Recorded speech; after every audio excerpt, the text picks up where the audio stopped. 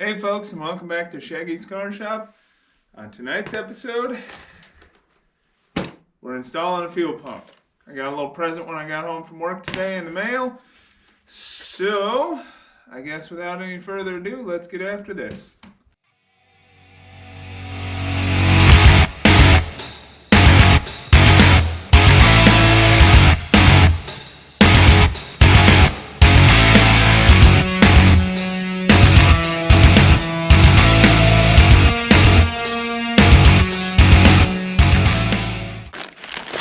Alright everyone,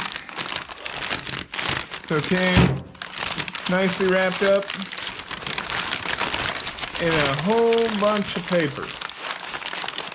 And let's see, there's the pump itself.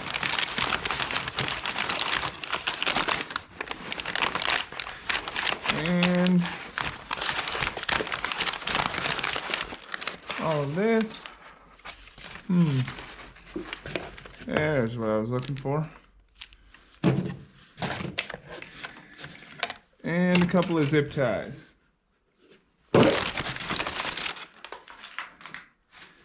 Okay.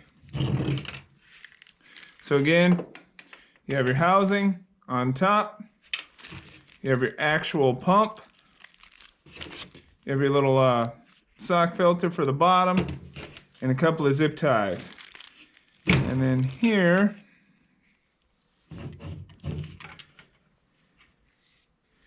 it comes with your wires and your little, it's like a can koozie, but it goes around your pump to help keep fuel in there, keep it cool, things like that. Yeah, I think that's it. It comes with your hose clamps already on here. And let's see. That's interesting. These wires just rock through right there. I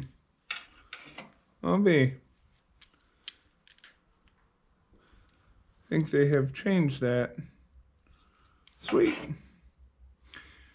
Alright, wires just slide right up through there. Alright, let me get reading these instructions, and then I'll bring you right back, and I guess we'll figure out what we got to do here. Alright, so the first thing it says is measure your tank depth with a ruler down the hole. Determine the length of your supply and return lines. So, if you guys remember from the last video, the tank depth, 7.5 inches. Alright, trim the return line and supply tube to the lengths determined in step 1. So you got tank depth. Your return line is 1 inch less than tank depth, and your supply line is your depth minus, let's see, pump and your sock. Okay. Let's see here. Let me go get a scissors so I can cut that off. And, oh, I got a flathead screwdriver. Let me go grab a scissors, and then if we got 7.5 inches, oh, let's see, we are going to need that 6.5 inches, and we're going to cut it at an angle. So, alright, so on the return line here, you want to go the depth of your tank minus 1 inch. So if we're at 7.5, you want to go 6.5. I'm just going to mark it right there with a little permanent marker. And then with this line, since I don't have a regular pair of scissors sitting around that I can find, I'm just gonna boom, just like that. Make sure there's no chunks hanging off there, but there you go. And I'm going to check and make sure that hose clamp is tight, which it is. All right. Moving on to your pump depth. All right. Moving on to your pump depth. So you take your pump, take the little cap off the bottom, and then you take your sock and carefully, maybe. All right, it's gonna be stubborn. I'm trying not to bust it. There we go.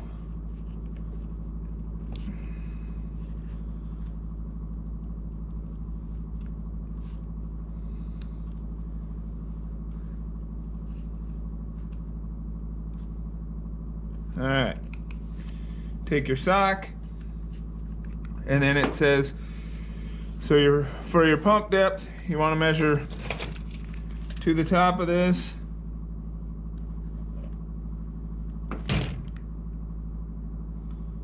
Right to there where the bottom of your hose is going to go. And you want to measure that distance. So I am at 4.5 inches. So 4.5 minus 7.5, 3 inches. So basically on this side, you're gonna want this line 3 inches long. Now, unlike your return line, you don't want that angled because your pump is gonna sit here. You want this straight. Now, luckily in my application, if you cut it too short and you need more and you're way up here, you still have a whole lot of extra supply line left on here. So don't worry about it too much, but you don't want to do that too many times. So let me get this measured and cut, and I'll read a few other steps and I'll bring you right back. All right, so I have this cut to 3 inches. Don't forget to put your hose clamp on because it'd be a pain in the butt to pull this back off. Now, in the instructions it said use a heat gun. I don't have a heat gun, so I'm going to attempt something with my little propane torch. Now, you don't want to get this too hot, but just kind of lightly heat it up. Essentially doing like a heat gun would.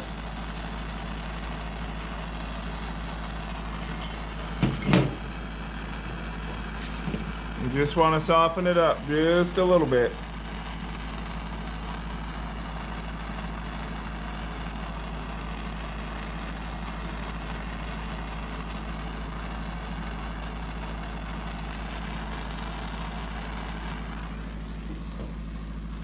All right. And then, all right. See, I almost messed up. Before you do that, if you already put your sock on, make sure you put your little jacket around your fuel pump. You don't want to forget to do that. All right. Gonna soften that up just a touch more. Again, I'm not holding it right up into the flame. You can see I'm just licking the end with the flame. Just trying to warm it up a little bit. It is a chilly night out in my garage, so that doesn't help. I guess July here, you'd be able to put that pump right on. But warmed up. Wires go on that side, and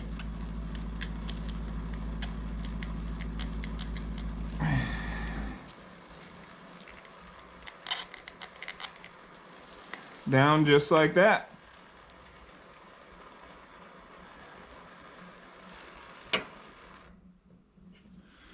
So now that's on. You're going to want to, excuse me, take, let's see here. Do I have the right size? I don't. All right, well, guess we'll do it the old-fashioned way. Use a screwdriver.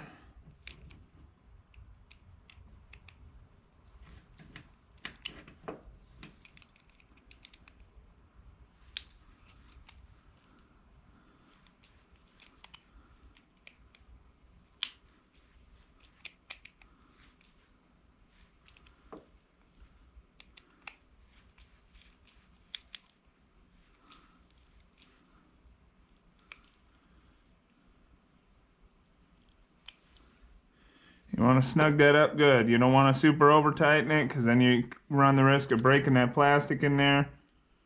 Make sure all of these are secure. You don't want them falling off. Have to pull this all back apart. Alright, just like that.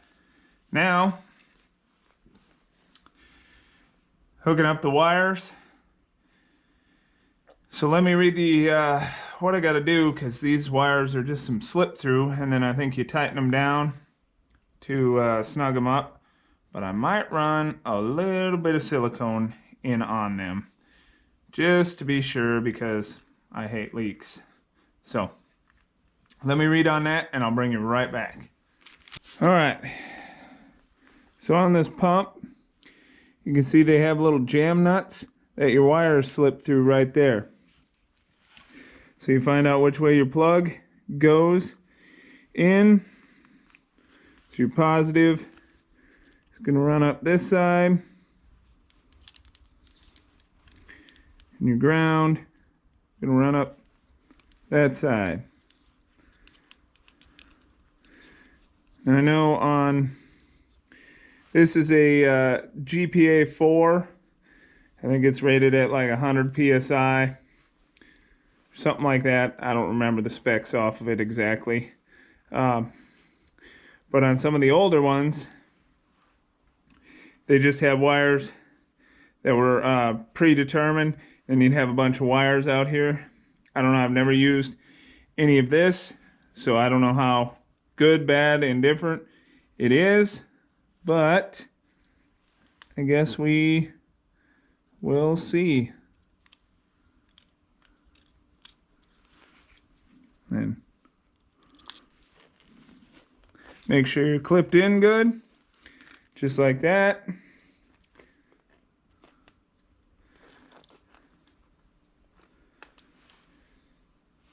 And there you have it, set like that. Then you take a 9mm wrench, and it says just tighten them down a quarter turn at a time till the wire doesn't move anymore.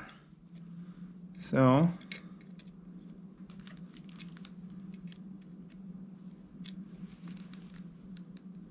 wire still moves. Gonna probably take a little bit. You don't want to over tighten these, because then you run the risk of messing with your wires.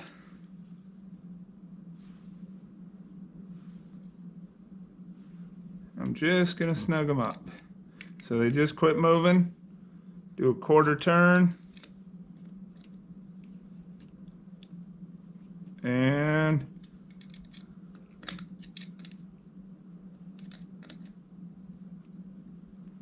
a hair more than, or a quarter turn on that side. And they are snugged up real nice. I assume they sealed.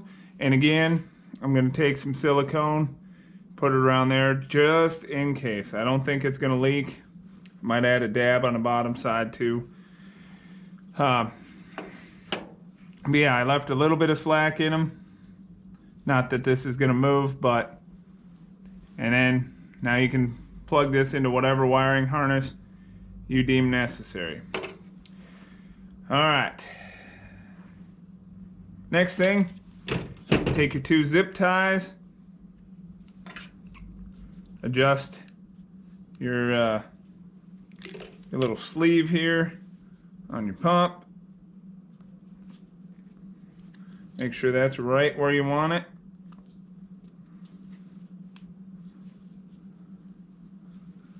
Something about like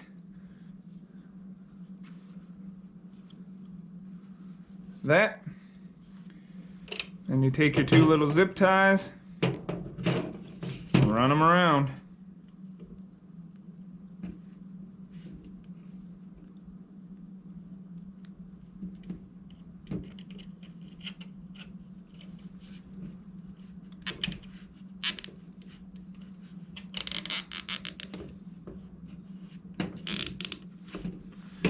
And again, you don't want to run these fuel pumps dry, so I know some people might want to test them, make sure before they go in. I'm just going to put it in and hope for the best, but I'm not going to put a whole bunch of fuel in my tank. Once I get the car back and the tank in and lines ran, I will probably put like a gallon in this 18-gallon tank and hit power to my fuel pump and use that and take, I don't know, a little bit out just to flush the lines, because getting new lines, you never know what's in them. I'd rather flush them than plug up a fuel filter or a carburetor or a throttle body right off the bat. So me personally, that's what I'm gonna do, and that's how I'll test it. So if there's a problem with it, I only have a gallon in my tank, and then it's a lot easier to drop back out than if you fill it all the way full and you're trying to lift 18 gallons of fuel, messing around. I've learned my lesson helping people and changing my own fuel pumps. Everyone always thinks it's the gas gauge first, and you end up with a full fuel tank. So, all right, nip them off, and there you have it. And just like that. And then you can adjust your sock dependent on where your baffle is, things like that. I think mine's actually going to end up going this way. I don't know, I gotta set it up there. But let me grab my gasket, get this set on there, get this test fit, and then get some silicone on there. I'll bring you guys over there and let you watch me fight with some silicone and screws again. See how many choice words I have for it this time. Alright, so I test fit this. Since my baffle runs like that, my pump is going to sit in here roughly like that, with the sending line coming straight out this way, return line kind of angled, and I'll describe it here in a little more once I get it down in. But yeah, and I made sure all my bolt holes aligned, made sure my gasket was good. So now for the messy part, my least favorite part. Playing with lovely silicone. Alright, get this aligned on there.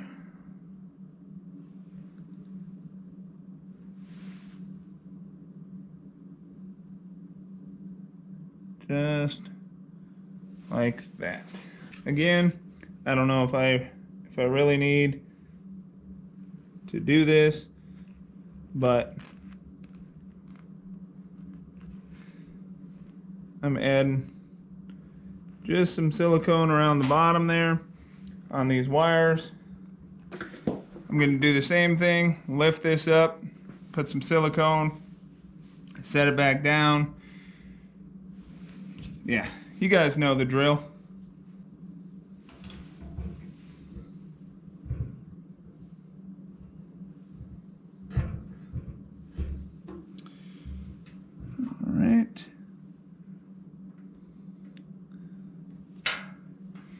Should be lined up good there. And then I had an idea, because again, these little screws have an O-ring that's supposed to seal. I'm gonna, instead of trying to put it around this side, I'm gonna put a dab in each one of these holes and then start them. It seems like it's a little less messy to me. The other side, or on the center itself, I try to put some silicone around the edge and then thread them, and you just get it everywhere. So we'll try this route and see how it works.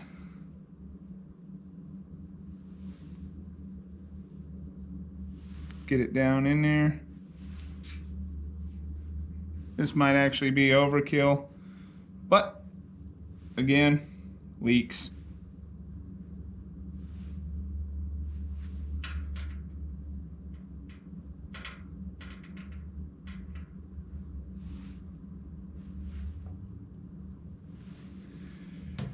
All right.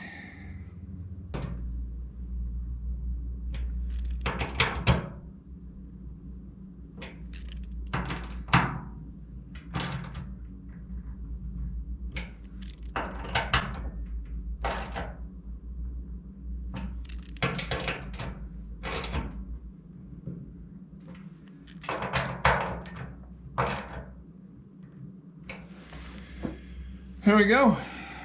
The last bit, I'm going to do a dab of silicone around these. Just make sure, and then we should be good to go.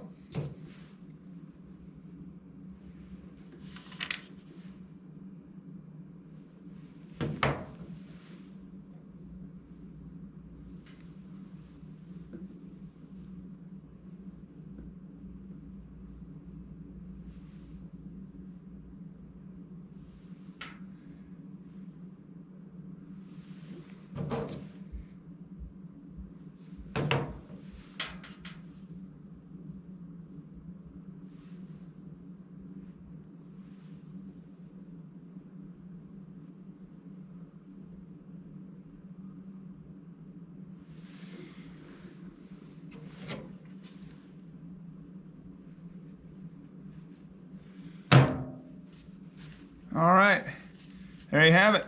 It's installed. Let me reset the camera and I'll bring you right back.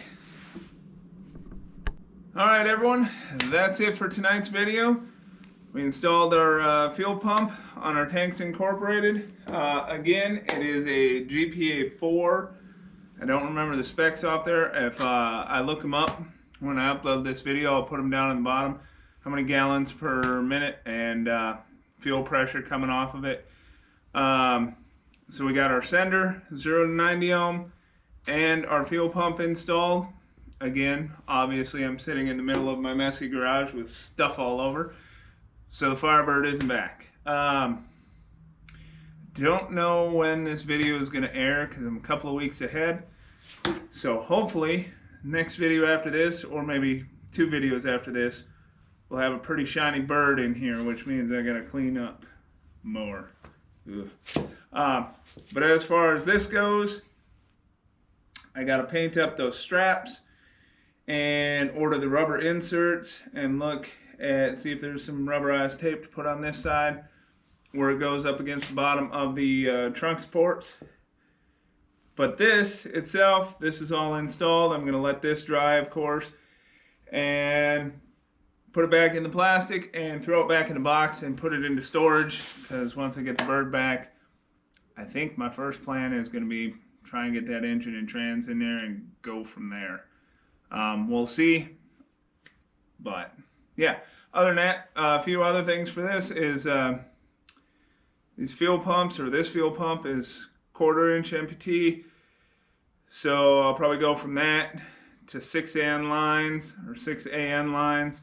Come out and do like a 45 and then come out this way and run right up along the passenger side and do a soft line into a hard line, run hard line all the way up firewall, and then do soft line up to the engine for my supply and return.